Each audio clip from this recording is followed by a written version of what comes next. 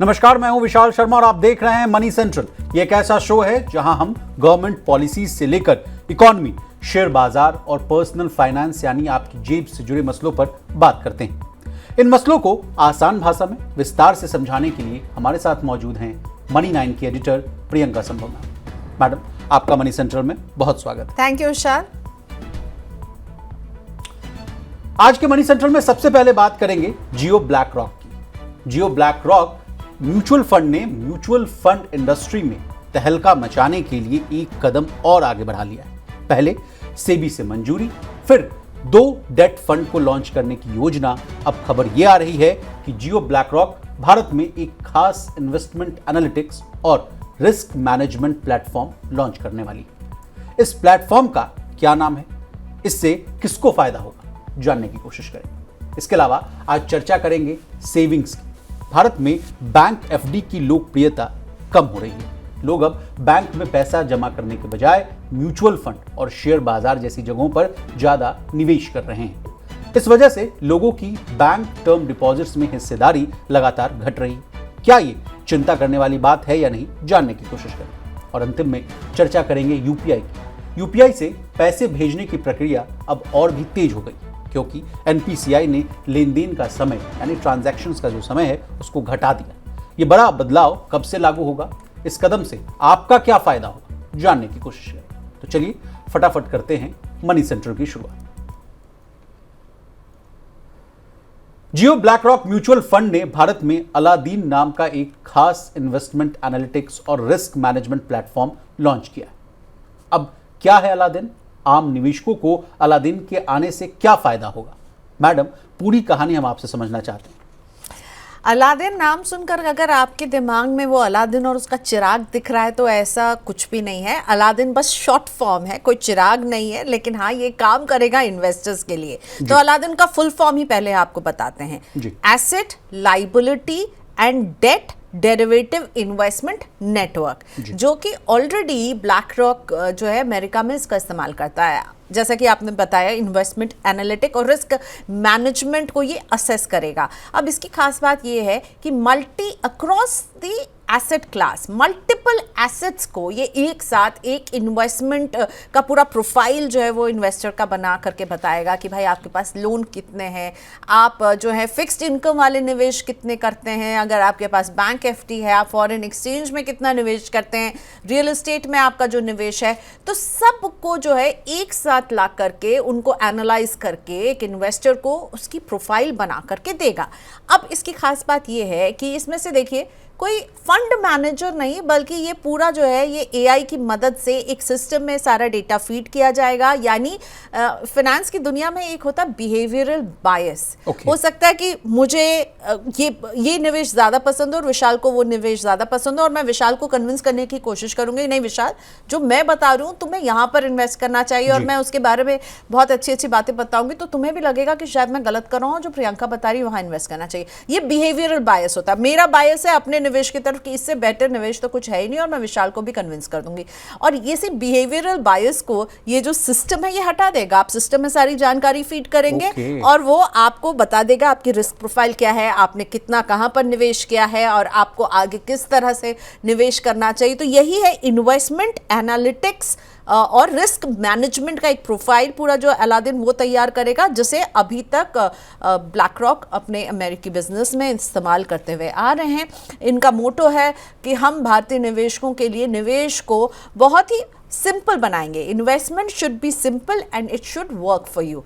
तो वो चाहते हैं कि इसका जो टेस्ट है ना वो इंडियन इन्वेस्टर्स को भी मिले। अभी तक इंडिया में इस तरह से अलादीन जैसा कोई नेटवर्क जो लोग अपने अपने सॉफ्टवेयर लेकर आते थे, पर ये ट्राइड एंड टेस्टेड है। ब्लैक रॉक का इतना बड़ा बिजनेस, $21 ट्रिलियन की बोल रहा है कि सर मैडम कि AUM जो है सबसे बड़ा AUM रखती है ये कंपनी। और जबकि मैम ब्लैक रॉक तो $11.2 ट्रिलियन की है AUM को मैनेज करती है, और ये देखिए $21 ट्रिलियन, तो अच्छा खासा इसका AUM है। और अब ये भारत में जब आएंगी तो ये उम्मीद भी की जा रही थी कि अलादीन को हम देखेंगे, अलादीन वाला जो पूरा जो ये नेटवर्क है जिसको ये लोग इस्तेमाल करते हैं, मल्टी एसेट प्लेटफॉर्म को ये सपोर्ट करती है, जिसमें जैसा मैंने कहा आपके रिस्क को बताएगी, तो जिसमें आपके इक्विटी यानी आप अगर स्टॉक मार्केट, म्यूचुअल फंड, आप फॉरेन एक्सचेंज, आप विदेश के म्यूचुअल फंड में निवेश कर रहे हैं, fixed income, bank loan, derivative, real estate, commodities, private equity, सबको जो है वो एनालाइज करके एक इन्वेस्टर का प्रोफाइल तैयार करेगी, फिर बताएगी कि आपके लिए क्या निवेश के लिए सही है।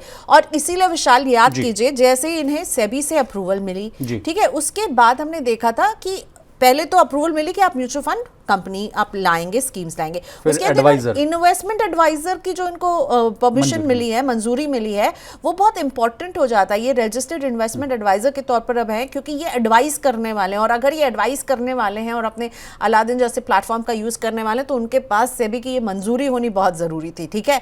एडवाइस करने के लिए जब वो छोटे छोटे शहरों में जियो का डिजिटल नेटवर्क का इस्तेमाल करते हुए जियो ब्लैक रॉक जो है वो अपनी पहुंच और अपना दायरा बढ़ाना चाहते हैं, और इसके लिए बेहद जरूरी है कि उनके पास इन्वेस्टमेंट एडवाइजर का कि वो जो लाइसेंस है जो उन्होंने ली है वो लेना, और वो उन्होंने ले ली है। अब वो अगर इन्वेस्टमेंट के एडवाइस देंगे तो उनका ये जो अलादीन वाला जो पूरा ये जिसे हम कहेंगे इन्वेस्टमेंट एनालिटिक्स है या रिस्क मैनेजमेंट प्रोग्राम जो है, इसको यूज करके जब वो इन्वेस्टर को बताएंगे कि भाई आपको इस तरह से निवेश करना चाहिए, तो एक तरह से वो पूरा उनका कहना कि हम निवेश के लैंडस्केप को भारत में बदलने वाले हैं, और इसके लिए वो उन्होंने कमर कस ली है। अपना सबसे बेस्ट प्रोडक्ट अब इंडियन इन्वेस्टर के लिए लेकर आ रहे हैं, एडवाइस करेंगे, म्यूचुअल फंड की स्कीम्स जो है वो लेकर आएंगे। और अभी तक जो जानकारी है विशाल, 2 डेट फंड्स, लिक्विड फंड और मनी मार्केट फंड्स, इसके लिए इन्होंने सेबी को अर्जी भी भेजी है कि भाई इस तरह से हम निवेश करेंगे, हर स्कीम पर मंजूरी लेनी होती है।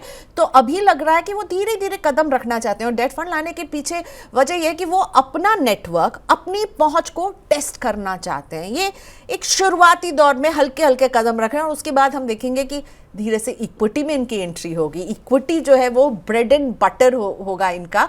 लेकिन ब्लैक रॉक की खासियत है कि पैसिव फंड्स जो होती है, इंडेक्स इन्वेस्टिंग और ईटीएफ्स को इन्होंने बहुत पॉपुलर किया है, और वहाँ पे स्ट्रॉन्ग होल्ड रखते हैं एक्सचेंज ट्रेडेड फंड्स। तो इसीलिए जब ब्लैक रॉक आएगा तो हमारी नज़र ये रहने वाली है, उनकी पहली scheme debt schemes, debt mutual funds लेकर आ रहे हैं जो कि लिक्विड और मनी मार्केट है, वो बस टेस्टिंग द वाटर है कि वो अपने कितने लोगों तक पहुंच पाते हैं, लोग कितना उनमें इंटरेस्ट दिखाते हैं, अपने डिस्ट्रीब्यूशन नेटवर्क को चेक करना चाहते हैं, क्योंकि कहा है ना भाई डिजिटल फर्स्ट होंगे। तो मैं और आप तो दिल्ली में बैठे, पर क्या कुन्नूर में बैठा हुआ व्यक्ति, क्या आप वहां तक पहुंच पा रहे हैं? क्या आप बिहार के छोटे से गांव में, जहां से मेरे पास तो आते हैं अपने म्यूचुअल फंड पोर्टफोलियो को डिस्कस करने के लिए लोग, वहां आप पहुंच पाएंगे? तो वो पूरा डिस्ट्रीब्यूशन नेटवर्क का एक टेस्टिंग चल रहा है, और उस टेस्टिंग के बाद असली खेल जो है इन 2 डेट स्कीम्स के बाद शुरू होगा। तो अभी हम ये देखने वाले हैं कि धीरे धीरे अपनी पहुंच, इनके लिए सबसे की क्या है कि वो कितने लोगों को जोड़ पाएंगे, क्योंकि ऑलरेडी मजे हुए खिलाड़ी हैं भारतीय म्यूचुअल फंड बाजार में। ओके, तेजी से एयूएम बढ़ रहा है हमारा, 72 लाख करोड़ के हम एयूएम पर पहुंच गए हैं। लेकिन जहां तक इन्वेस्टर्स की बात है, अभी वो रेशियो बहुत कम है मैडम, जैसे 140 करोड़ की आबादी के आसपास है, 5 करोड़ यूनिक सिप अकाउंट्स हैं ओनली। हाँ, यूनिक ऐसे तो हैं कुछ 23 करोड़ के आसपास सिप म्यूचुअल फंड का निवेश, लेकिन यूनिक से मेरा मतलब है कि एक प्रियंका शायद 5 स्कीम में कर रही होंगी, तो वो भी ऐड होगा, राइट। तो यूनिक यानी कि यूनिक इन्वेस्टर्स जो हैं वो अभी 5 करोड़ 5.25 करोड़ हैं, और पॉपुलेशन कितनी है? 140 करोड़। तो फिर ग्लास तो बहुत खाली है ना, अगर 140 के करोड़ में सिर्फ 5 करोड़, तो यहाँ तभी तो मुझे लग रहा है प्रियंका मैम, तभी तो मुझे लग रहा है कि ये अपॉर्चुनिटी ये ग्रैब करना चाहते हैं जियो और जियो को हम सिर्फ देख रहे हैं अभी, और भी मुझे लग रहा है कंपनीज आएंगी, विदेशी कंपनियां पहले भी आ चुकी हैं भारत में, उतनी अच्छी उनका जो है ना, उनका अच्छा एक्सपीरियंस रहा ना, इन्वेस्टर्स का उनके साथ एक्सपीरियंस अच्छा रहा।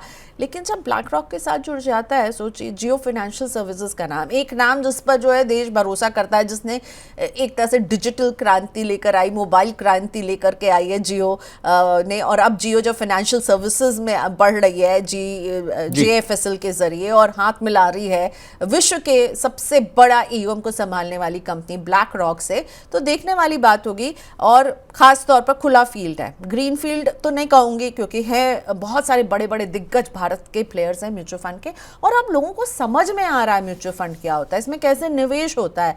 अब बस उनको वो नज करना है कि आप किसके साथ शुरू करना चाहते हैं। और अब क्या नहीं है, 100 रुपए की भी सिप है, 250 रुपए की भी सिप है, 500 रुपए की भी सिप है। तो लोग समझ रहे हैं कि म्यूचुअल फंड जो है एक इंटरेस्टिंग इन्वेस्टमेंट है, जो आपको जो है बेहतर रिटर्न दे सकता है, जो आपको महंगाई से मात दे सकता है। लंबे समय तक करेंगे तो आप अपने बड़े बड़े फाइनेंशियल गोल्स को हासिल कर सकते हैं, बड़े बड़े फाइनेंशियल ड्रीम्स को हासिल कर सकते हैं। लेकिन फिर भी नहीं करना है। क्यों?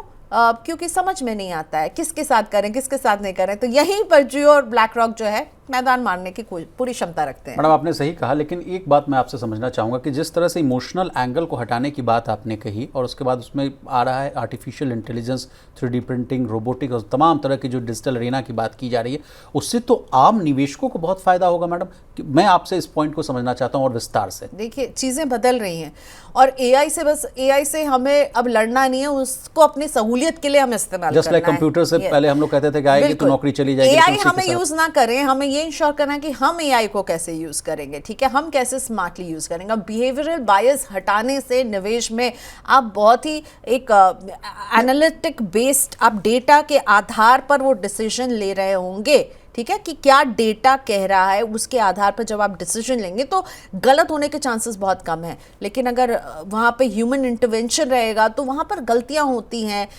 ऐसा नहीं कि इसमें भी गलतियाँ नहीं होंगी, आई एम श्योर उनका कोई एक लेवल होगा, चेक्स एंड बैलेंसेस का एक लेवल होगा जो देख रहा होगा, जो भी एडवाइस दिया जा रहा है। लेकिन एक बेसिक फ्रेमवर्क जो इन्वेस्टर का तैयार होगा। और अब एआई जो है वो भविष्य है, हमें इसे लड़ना नहीं है, हमें इसे समझना है और अपने फायदे के लिए इस्तेमाल करना है। और मुझे लग रहा है कि म्यूचुअल फंड में ये जो एंट्री हो रही है, ये म्यूचुअल फंड में केवल इन्वेस्टर्स को ही नहीं बढ़ाएंगे, बल्कि म्यूचुअल फंड जिस तरह से बेचा जा रहा है, जिस तरह से समझाया जा रहा है, जिस तरह से लोगों को निवेश करवाया जा रहा है, उसमें भी हम चेंज देखेंगे। कम से कम मैं तो उम्मीद यही रखती हूँ। भाई नाम जियो का है, साथ में ब्लैक रॉक का है, तो आप कुछ तो बदलेंगे ना। आप सिर्फ यहाँ पर कंज्यूमर बटोरने नहीं आएंगे। आप इस जिस तरह से ये इंडस्ट्री काम करती है, अभी तक करती आई है, इसमें हम कुछ नयापन देखेंगे, कंपटीशन देखेंगे और यही उम्मीद है विशाल। एक लास्ट सवाल मैडम, जिस तरह से आप भी कह रहे हैं कि ये गेम चेंजर साबित हो सकता है, तो क्या इसमें एक बड़ा फैक्टर ये हो सकता है कि प्राइसिंग को लेकर इनकी चिंताएं है, या कहा जा रहा है कि प्राइसिंग ऐसा ये ले आएंगे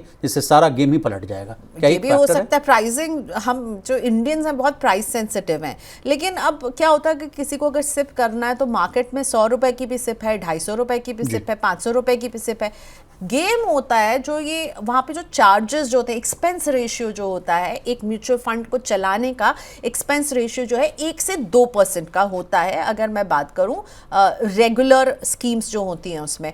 तो अब क्या पता वहाँ पर ये एक्सपेंस रेशियो को अपने बहुत कम रखें। और इसीलिए पैसिव और ईटीएफ्स की जो मैं बात कर रही थी ना, पैसिव फंड्स जो होते हैं उसमें एक्सपेंस रेशियो ऑलरेडी कम होता है। और वो जब अपना शुरुआत पैसिव कैटेगरी से अगर वो करते हैं, क्योंकि वहाँ पे उनको महारत है, तो वहाँ पर ऑलरेडी वो एक्सपेंस रेशियो जो है वो काफ़ी कम होता है as compared to an active funds, जिसमें एक्सपेंस रेशियो एक गेम हो सकता है। क्या पता कुछ उसमें रेवोल्यूशनरी ये लेकर आए कि एक्सपेंस रेशियो अभी अमूमन 1 से 2% होता है, वो AUM के साइज पर होता है, ये अपना बहुत ही शायद कम रखें एक्सपेंस रेशियो, तो ये एक तोहफा इन्वेस्टर्स को मिल सकता है। चलिए आगे बढ़ते हैं।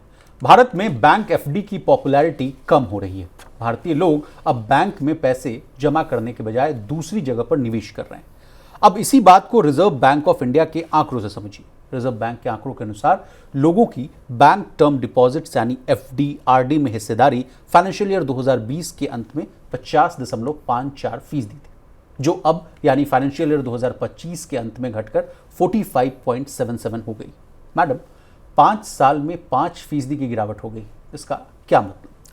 देखिए, अगर आपको याद होगा बजट के ठीक पहले इकोनॉमिक सर्वे आता है विशाल। उस इकोनॉमिक सर्वे में भी कहा गया था, जो हमारे चीफ इकोनॉमिक एडवाइजर है उन्होंने ये कहा था कि भारत जो है ओवर फाइनेंशियलाइजेशन की तरफ बढ़ रहा है। ठीक है, क्या हो रहा है कि लोगों को चाहिए रिटर्न। कोई भी पैसा लगाता है, इसमें कोई बुराई नहीं है, हमें चाहिए रिटर्न। हम पैसा लगा रहे हैं तो हम उस पर कुछ कमाना चाहते हैं ना। और कहा जाता है आप महंगाई को कैसे मात देंगे, तो उसके लिए आपको जो है इक्विटी मार्केट्स में आना चाहिए। और इक्विटी मार्केट यानी स्टॉक मार्केट, जिस तरह से डीमैट अकाउंट्स बढ़े, जिस तरह से म्यूचुअल फंड में निवेश बढ़ा है। अभी मैं थोड़ी देर पहले कह रही थी कि पहले लोग ना जानते नहीं थे क्या है म्यूचुअल फंड, क्या है स्टॉक मार्केट। अब सब इंफॉर्मेशन लोगों के पास, सबके हाथ में फ़ोन है, कोविड में इतना वक्त हम लोगों ने घर में बिताया, इतना ज़्यादा हम लोगों ने जो है ऑनलाइन इतना कंज्यूम किया हमने मीडिया को, जिसमें हम सबको सब कुछ पता चल गया कि क्या है। और इसीलिए ये ओवर फाइनेंशियलाइजेशन जो कहा गया था ना इकोनॉमिक सर्वे में, वही बात अब आगे बढ़ती हुई नजर आ रही है। और ये केवल एक इकोनॉमिक सर्वे नहीं, और भी मैं कई रिपोर्ट्स पढ़ती हूँ, उसमें बार बार ये कहा जा रहा है कि ओवर फाइनेंशियलाइजेशन हो रहा है।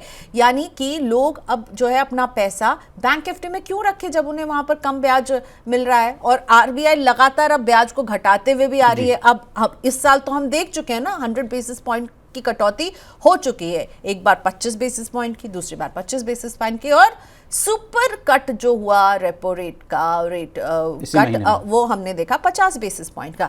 अब जब बैंक इन दरों को कम करती है तो हम बहुत खुश हो जाते हैं कि भाई ईएमआई हमारी जो है वो सस्ती हो जाएगी।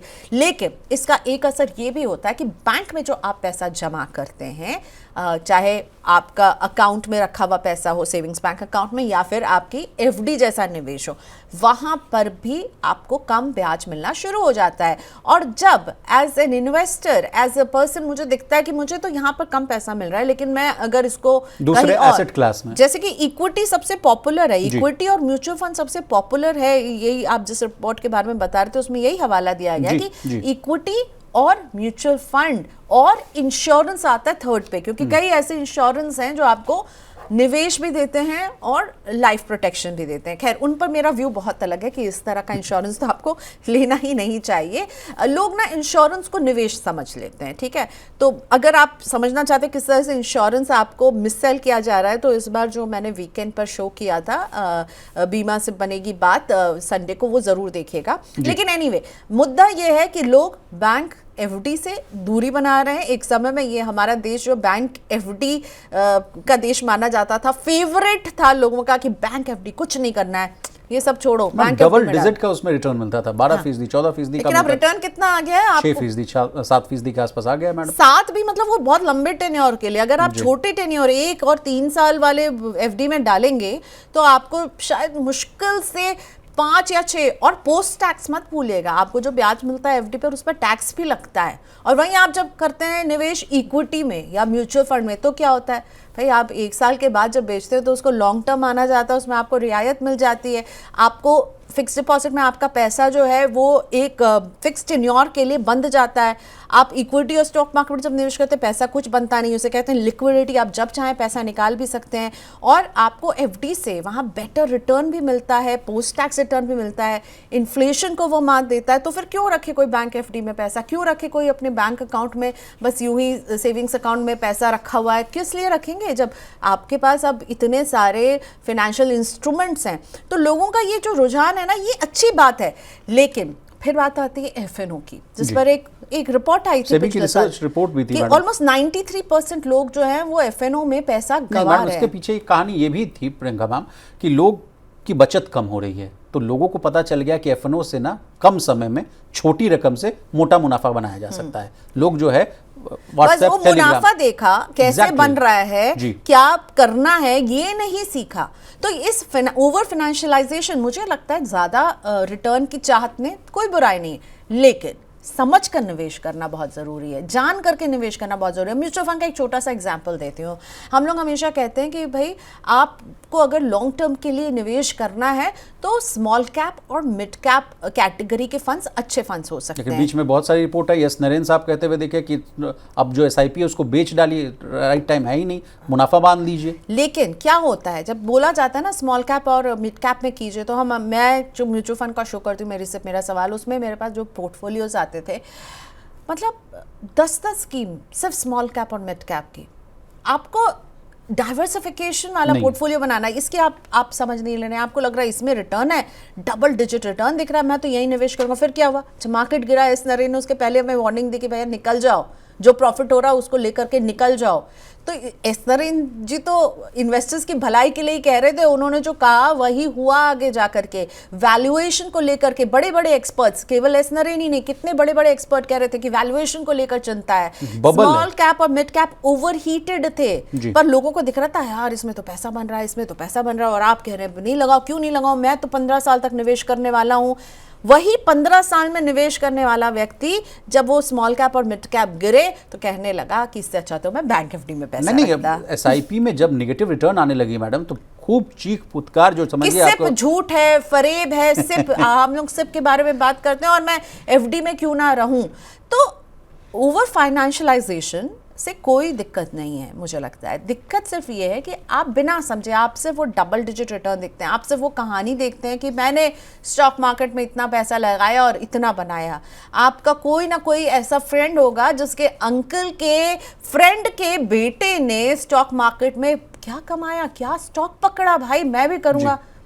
आपने देखा उस अंकल के फ्रेंड के बेटे को, आपने देखा या नहीं देखा? नहीं देखा है ना। फेक पोर्टफोलियो के ना स्टेटमेंट्स आते हैं मैडम, ट्विटर पर अगर आप देखिए या इंस्टाग्राम पर, टेलीग्राम पर, व्हाट्सएप पर आपको हर दिन मैसेजेस आते होंगे कि हम आपको कमाई करवा के देंगे, और फिर वो फेक स्क्रीनशॉट्स के साथ देखिए इतना पैसा डाला और इतना बन गया। तो इससे बचना बहुत जरूरी है।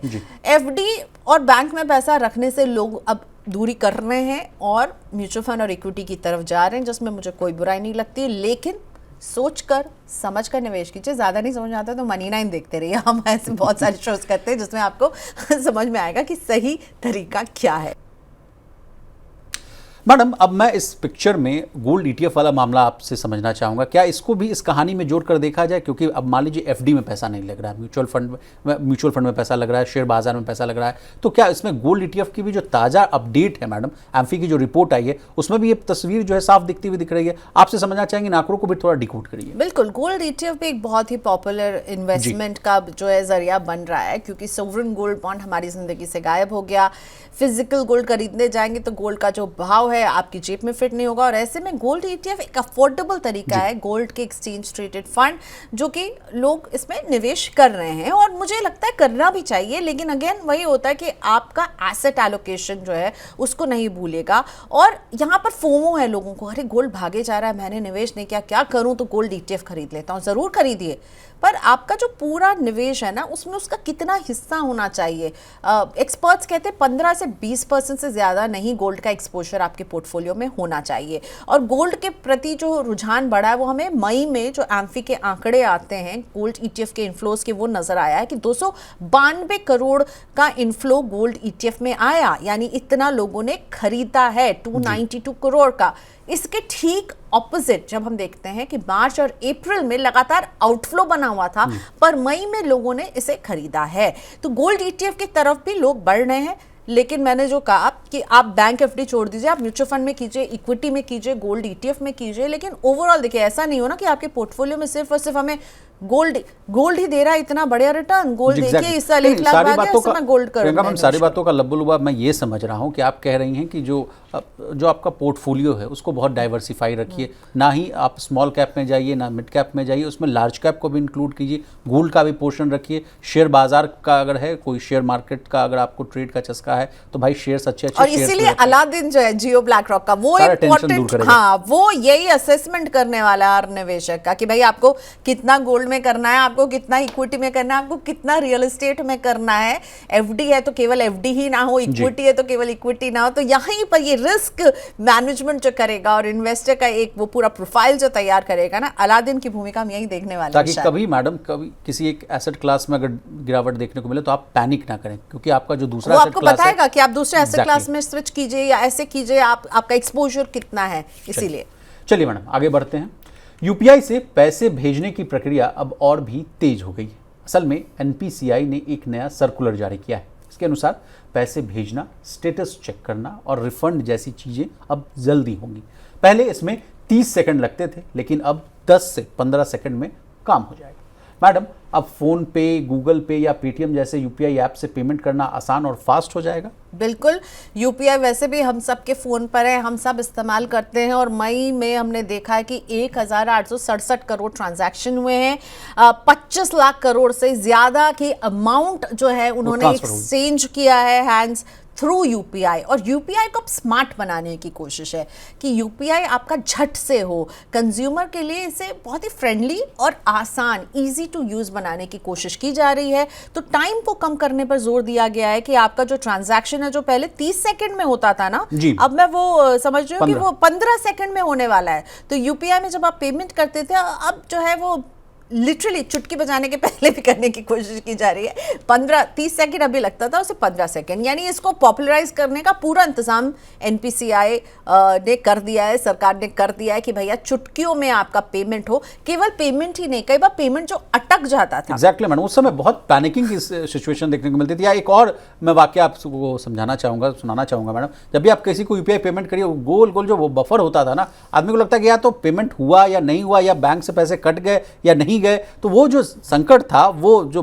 पीरियड था 30 सेकंड का, उस टाइम को कट करने की कोशिश की गई है कि 30 सेकंड से 15 सेकंड में हो। सिमिलरली अगर आपका ट्रांजैक्शन अटक भी जाता है तो उसका भी जो है, उसको भी जल्दी जो है आप तक इंफॉर्मेशन पहुंच जाए। बैंक्स और एनपीसीआई नेटवर्क, ये सब, और आपके जो भी फिनटेक प्लेटफॉर्म है जिसका आप इस्तेमाल कर रहे हैं, इन तीनों की जो है अब वो तालमेल उनके बीच में ऐसा किया जाएगा कि वो भी आप तक जल्दी पहुंच जाए। यानी यूपीआई को जो है ना वो बनाया जा रहा है और नेक्स्ट पेमेंट मोड, मतलब मैं कहूँगी स्मार्ट मोड पे लाया जा रहा है, जल्दी जल्दी काम हो जाए आपके। इसकी कोशिश यूपीआई में हम होते हुए देख रहे हैं। ईज ऑफ पेमेंट, और आप कैश की तरफ नहीं जाएं। केवल पेमेंट जो हम करते हैं उसमें हम जो पेमेंट कई बार क्यूआर स्कैन करके भी जो करते हैं, उनको भी फास्ट करने की कोशिश की जा रही है। केवल वही नहीं, हम जो फ़ोन नंबर के ज़रिए पेमेंट करते हैं, क्यूआर स्कैन के ज़रिए भी, वहाँ पर भी जो टाइम है, उसको ट्रांजैक्शन का टाइम जो है उसको कट डाउन करने की कोशिश विशाल कर रहे हैं। मुझे लग रहा है ये नहीं, हाल फिलहाल में इस कहानी को ऐसे भी जोड़ा जाए प्रियंका मैडम कि हाल फिलहाल में आपने देखा होगा कि कई बार ना खबरें ऐसी आई थी कि यूपीआई का जो सर्वर ही पूरा बैठ गया। आप पेमेंट कर रहे हैं, वहां आपका पेमेंट अटक जा रहा है। इसको लेकर लाखों लोगों ने उसको ट्विटर पर, उसका जो है जो एक्स है, उस पर कैंपेन चलाया कि भाई कैसा सिस्टम है। उसको भी शायद मुझे लगता है कि दुरुस्त करने की जरूरत, क्योंकि आपकी भी 2-4 कभी हुई होगी स्थिति। आपका कभी पेमेंट अटका है? मैं तो मेट्रो जा रहा था, मेट्रो कार्ड अपने रिचार्ज कर रहा था, उसमें वहां पर फंसा था। उसी दिन बाद में पता चला कि सर्वर स्लो डाउन है। पता चला कि उसमें एपीआई को लेकर कुछ बातें चल रही थी, कुछ सर्वर स्लो डाउन हमने अभी पिछले 3 महीने में कई बार देखा है कि पेमेंट्स अटके हैं, और स्पेशली वीकेंड में, क्योंकि मैं तो सारे अपने पेमेंट्स वीकेंड में ही करती हुई नजर आती हूँ। पूरे हफ्ते का जो है ना वो सबको पेमेंट मैं वीकेंड पे करती हूँ, और वो फंस गया। और आप सोचिए मेट्रो में, और आप वहां पर आप नहीं कर पा रहे हो। और आजकल तो ऐसी आदत होगी विशाल कि हम लोग कभी कभी बिल्कुल कैश रखते ही नहीं है, और वो फंस जाता था इंसान। तो उसको भी अपग्रेड करेगी यूपीआई। ये भी तमाम कोशिशें जो है, मुझे लगता है कि यूपीआई को और आसान और फास्ट करने की कोशिश है। तो प्रियंका मैम, आपका बहुत शुक्रिया, आपने कीमती समय निकाला और तमाम विषयों को बहुत ही आसान भाषा में विस्तार से समझाने की कोशिश की। तो इसी तरह देश, दुनिया और बिजनेस जगत से जुड़ी तमाम ताजा तरीन खबरों के लिए बने रहिए हमारे साथ और देखते रहिए मनी9।